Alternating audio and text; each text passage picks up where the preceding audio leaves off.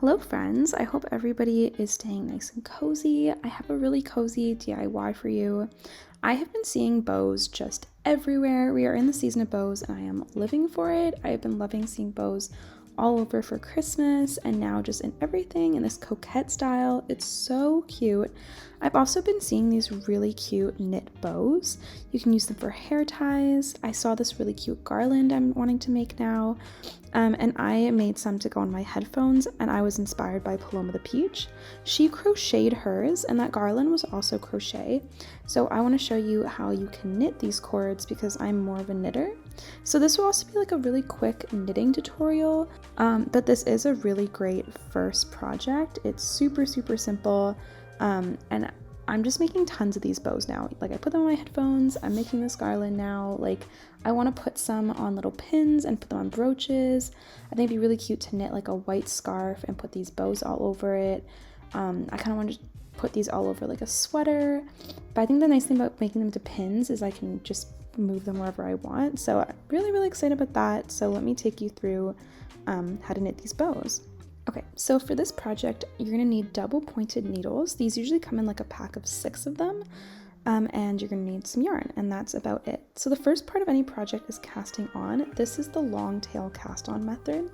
So first you're going to make just a loop, just a simple slip knot, and put your needle through. So you're gonna pinch as you go in, grab with your bottom fingers and pull down. It's kind of like making like a cat's cradle. So from here, you're gonna go under the left side, pull that yarn over the right side, and then pull it through, and then take it off. Grab it, go over, go through. Grab it, go over, go through. Grab it, go over, go through. That's basically the process. It takes a while to get used to it, but once you get used to it, you can do it really quickly and like it comes really naturally. Okay, so now that we're ready to start, we've got just 5 stitches is all you need. You can also do this with 3 stitches, but it'll be thinner. You're gonna move all those stitches to the other side of the needle, and then you're going to begin knitting. So to knit, you're going to take your needle and put it up through the stitch. Then you're going to take the yarn and wrap it around the back, and then put your needle back down and through, slipping that other part off. So I'm going to repeat this several times. Hopefully it'll be clear. The nice thing about this project is you are only doing it in the knit stitch. You don't have to learn how to purl. So you're going to be taking your needle up, taking the yarn from the back, going down, and then flipping it off. I'm going to try to really slow this down.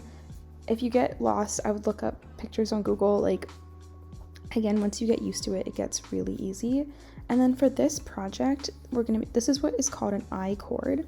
So we're just gonna be doing this over and over again. So you knit the 5 stitches, push the stitches to the other side of the needle, and reset.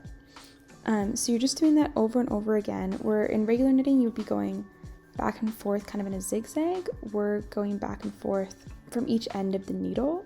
Hopefully that makes sense with the double-ended needle. So for this project, you only need to learn how to cast on, knit, and cast off. So you're going to be doing this over and over again, and as you get a little further, you'll see that it becomes this kind of cord structure.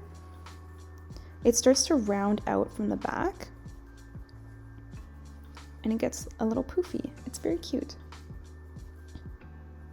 So once you're done, and you've got it as long as you want it, you can take it with an embroidery needle, and this is just to clean up the ends. So you could just cut it or like push the end in, but I like to use an embroidery needle and sew it back into the piece. And I like to take scissors and clean up the edges. So there's a little pieces that are a little frayed here and there, and to finish up the ends. Okay, now that it's all done, I made this longer for my headphones and just tied it like a bow regularly. But for the garland, I'm actually making these a little bit smaller, and I'm gonna be sewing them together. But just like that, you have a cute bow. I would just make this a lot longer if you're gonna put it on your hair or headphones.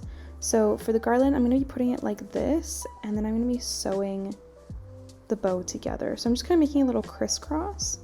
I realized I did this with a needle. You kind of don't have to, you could just tie it. Because I'm just going through the bundle just to kind of tie it together, and then I'm just looping the string over and over again. It's looking really cute, and then I'm just going to take that end and sew it back through the bundle in the back.